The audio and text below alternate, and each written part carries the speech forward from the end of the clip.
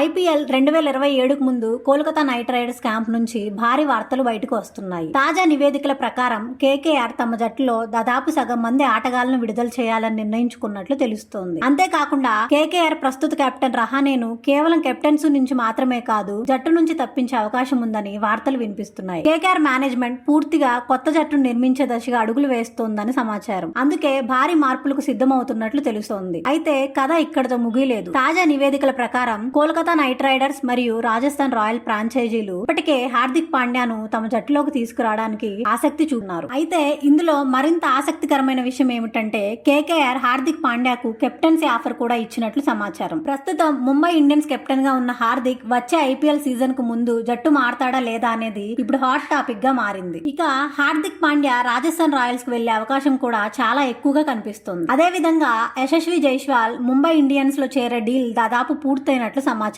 అంతేకాకుండా Suryakumar Yadav Kolkata night riders తో చర్చలు జరుపుతున్నట్లు వార్తలు వస్తున్నాయి. మరోవైపు నికోలస్ పూరన్ మరియు మెహ్సిన్ ఖాన్ లను ముంబై ఇండియన్స్ ట్రేడ్ చేసుకునే అవకాశాలపై కూడా చర్చలు కొనసాగుతున్నాయి. ఒకవేళ ఈ ట్రేడ్స్ మరియు మార్పులన్నీ నిజమైతే ఐపీఎల్ 2027లో జట్ల సమీకరణాలు పూర్తిగా మారిపోవచ్చు. కేకేఆర్ కొత్త కెప్టెన్ తో బరిలోకి దిగవచ్చు. ముంబై ఇండియన్స్ కూడా కొత్త స్టార్ ప్లేయర్లతో మరింత బలపడే అవకాశం ఉంది. ఇప్పటికే సోషల్ మీడియాలో హార్దిక్ కేకేఆర్ కెప్టెన్ అవుతాడా అనే చర్చ వైరల్ గా మారింది. మరి మీ అభిప్రాయం ఏమిటి? కేకేఆర్ రహానేను రిలీజ్ చేయడం సరైన నిర్ణయమేనా? హార్దిక్ పాండ్యా కేకేఆర్ లోకి వెళ్లాలా లేక రాజస్థాన్ రాయల్స్ లోకి వెళ్లాలా? ఈ ట్రేడ్స్ లో మీకు అత్యంత షాకింగ్ గా అనిపించింది ఏది? కామెంట్స్ లో తప్పకుండా తెలియజేయండి. ఇలాంటి తాజా క్రికెట్ అప్డేట్స్ కోసం మన క్రికెట్ తెలుగు ఛానల్ ను ఫాలో అవ్వండి.